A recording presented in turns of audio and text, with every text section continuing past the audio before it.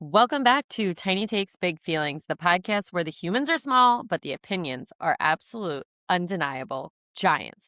I'm Samantha, and as always, I'm joined by my favorite tiny human and co host, the most contagious smile on the planet, Willow. How are you feeling today? Good. I love that energy. Today's episode is all about a feeling that makes us feel like we are floating on a big, fluffy cloud. Last time we talked about what did we talk about last episode?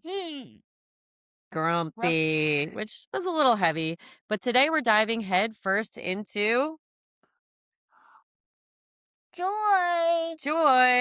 We're just being super, super joyful. What do you think joy is?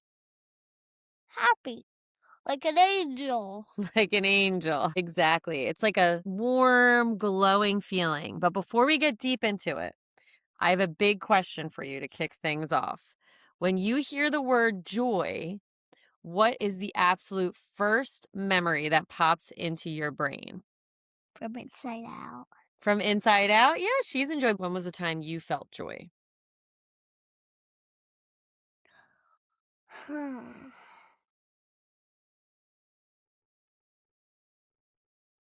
When you hug me and kiss me. Oh, that's so sweet. I just love hugging and kissing you. And parents listening, let's pause here for our very first bit of child psychology education. Often, as adults, we think joy and happiness are the exact same thing. But in development, happiness is usually a quick reaction to an outside thing, like getting a toy. Joy, on the other hand, is a deeper state of inner peace and deep connection. And it's often we're often too distracted to notice them. So, Willow, when you are in a joyful memory, did it feel quiet and cozy or did it feel loud and jumpy? Loud and jumpy. Yeah. So it can be both. Joy is amazing because it can look like a quiet cuddle on the couch, or it can look like something like someone sprinting through the sprinklers in the backyard, right? So let's get into the first segment of what does joy feel like in a tiny body? Okay, Willow, I want you to lead the parents through the physical stuff. Grown-ups really are sometimes bad at listening to their bodies. Do you know that? So your physical body, like your physical body. This is your physical body, okay? But kids are experts at listening to their bodies, right? If you had to describe to a parent what joy actually feels like inside your chest and your tummy and your head, how would you describe it? um,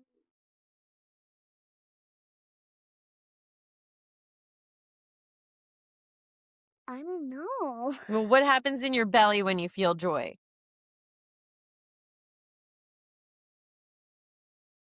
I feel like I'm gonna scream. You're gonna scream, yeah.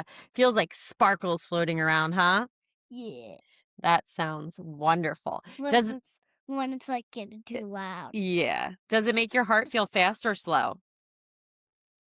Fast! Does it make your mouth want to do something? What does it make you want to do?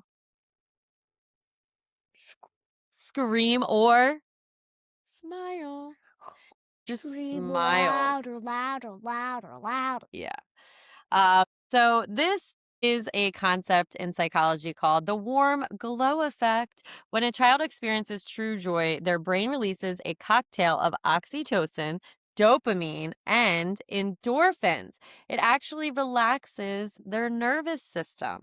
So if a child has been stressed or they've been grumpy, an experience of pure joy is going to literally flush the stress hormones right out of their muscles. It's like a reset button for their whole body. Willow, what about your eyes? When you see someone you love, like your best friend or mommy after a long day, what do your eyes do? They get really big, right? They get big. Right, and they crinkle up in the corners because you're like, "I love this person." They crinkle up. Yeah, we call that a good old smile. It's a real genuine expression of joy that uses the muscles around the eyes Kids can spot a fake adult smile from a mile away, but they know exactly what a joyful smile looks like. Do you know that? No. Grown-ups, think about the last time your eyes crinkled because you were just so glad to be exactly where you were. Sometimes we get so busy washing the dishes and checking schedules that we forget to let our eyes crinkle, right? Okay. All right, let's get into segment 2. This is going to be kid joy versus grown-up joy. Okay?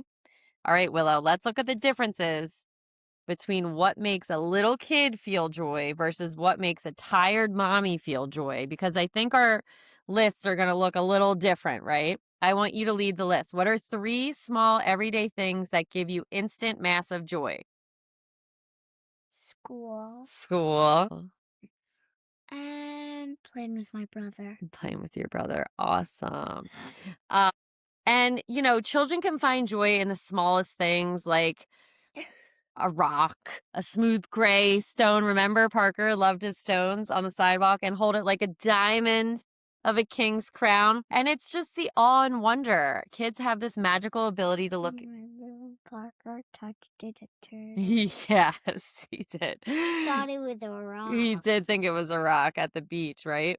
Kids have a magical ability, though, to look at ordinary things like a bug or a cardboard box or a puddle and extract pure joy from them. Now, let me tell you my list of things that gives me instant joy. Do you think it's going to be fun or do you think it's going to be boring? Boring. Boring. Well, something that brings me joy is hot coffee that I can actually drink as hot, right? Not cold coffee. Something else that brings me joy is after I clean the kitchen and then I go up and give you guys kisses goodnight and I come back down and I already forgot that the kitchen was cleaned. And I'm like, I can relax. And of course, being with you guys brings me joy, right? Is that fun or Ah, and then we don't even we check on the kitchen. yeah? Like, Mom, it's already done. As we look at both of our lists, we can realize that kids' joy is active, it's imaginative, and it's found in the dirt on the playground. Adult joy is almost always tied to silence, it's tied to rest, it's tied to being left alone for 5 minutes. We get joy from the absence of chaos, while kids get joy from the presence of play. Willow, do you think adults look joyful very often, or do we look like we're doing homework all the time? Ouch. That's a sad truth bomb from a 5-year-old. But it's a viral lesson for parents. Our kids are watching how we handle life. If we only show them the homework face of adulthood, then they grow up, then they think grown-ups means losing your joy, and we have to let them see us play, right? Do I like to play? Right, let's get into segment 3, which is the science of filling your bucket. So, in your school and in our house, we talk a lot about a special metaphor for joy. We talk about how every single person has an individual bucket inside of them. Willow, can you talk about what is inside your joy bucket and how to fill your bucket? How do you fill your bucket, your imaginary bucket, to make you happy and joyful? Seashells? Seashells, yes. We can fill them with figurative things and we can fill them with actual things. But the invisible bucket is going to be things that are going to hold your good, happy, joyful feelings. When your bucket is full, you feel kind, you feel peaceful, you feel ready to share your toys, right? But what happens when your bucket is empty? How do you act? Grumpy, right? Cry. An empty bucket leads straight to the grumpy monster. All right. And we talked about that in the last episode. And this is their emotional reserves. Every human being has a limit to how much stress they can handle before they break down. Joy is the fuel that fills the reserve. Now, Willow, how do we fill someone else's bucket? If you see a friend at school who looks like they're sad, what can you do to drop some joy into their bucket? How can you make your friends feel joy if they're not feeling it? Well, what would you do if one of your friends is sad?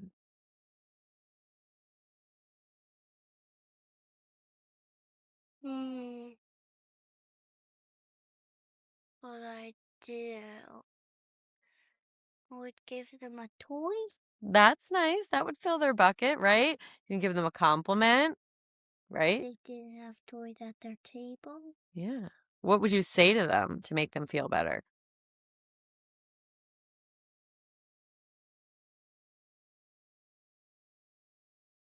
What do you say to your friends when they're feeling sad? Give them a hug. Oh, that's really nice. All right, before we get into Willow's favorite segment, we're going to get into one more segment. Well, this is going to be the joy test. I'm going to list out a bunch of random weird situations, and you tell me if they bring you joy or no, okay? Or meh, right? Or grumpy. Yeah. Joy or grumpy. Yeah. Situation number one, you open your school lunchbox at snack time, and instead Well, of we don't have lunch boxes uh, outside. sorry, okay, at lunchtime. And instead of carrots, there's a surprise note from mommy and a single marshmallow. Yes. Yeah, that would bring you joy. Yeah.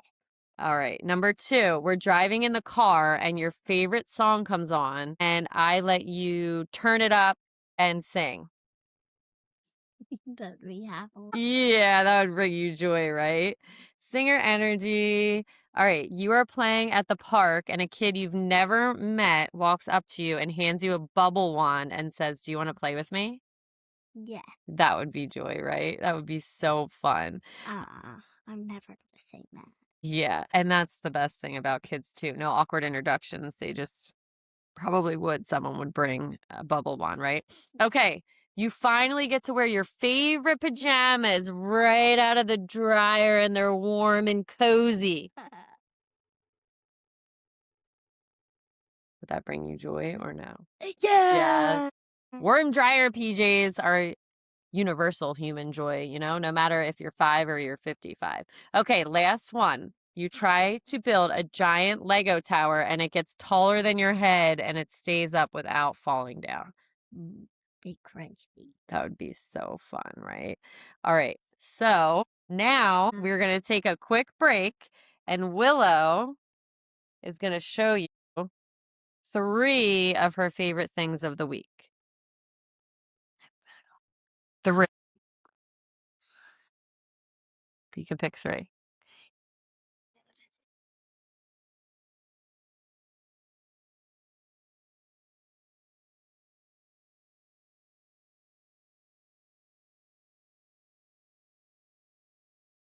All right. Okay, let's talk about them. Show your first one. Okay. This just Glinda.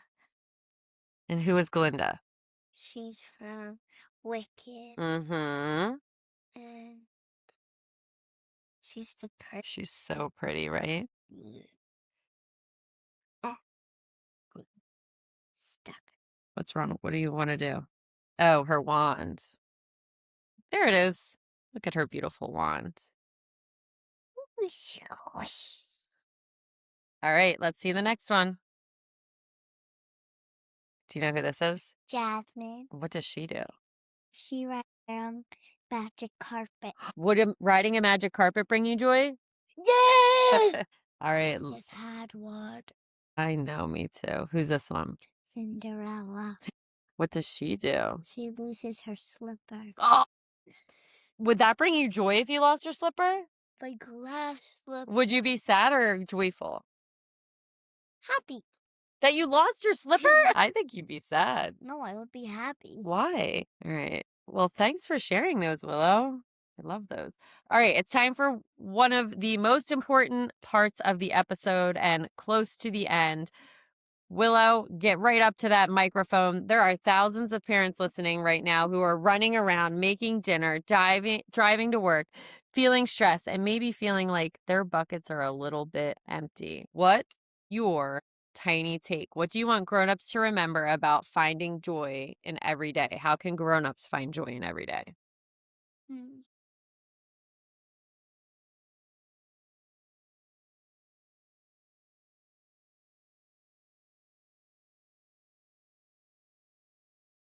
Hmm.